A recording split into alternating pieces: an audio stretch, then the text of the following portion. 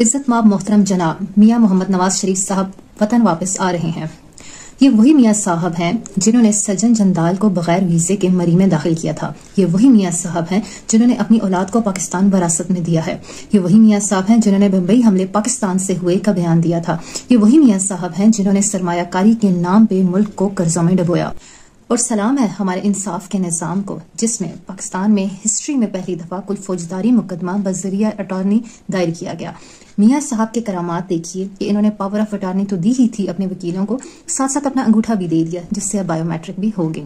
اور آپ انصاف کے نظام کی تیزی دیکھیے کہ آج ہی درخواست دائر ہوتی ہے، آج ہی رجسٹرار آفس کو اس پہ کوئی اعتراض نہیں ہوتا اور آج ہی سنی جاتی ہے، جبکہ اس کے مقابلے میں خان صاحب کی بہت سی درخواستیں ہیں جن پہ ابھی تک فیصلہ محفوظ ہے، انہیں غیر محفوظ ہونے میں ہی 2 مہینے لگ جاتے ہیں۔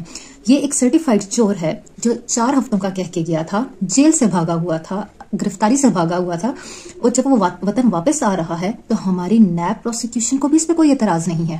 میں پی ایم ایل این سے پرزور مطالبہ کرتی ہوں کہ جنت کا ٹکٹ سب سے پہلے چیف جسٹس عامر فاروق صاحب کو ملنا چاہیے، وہی اس کے صحیح حقدار ہیں۔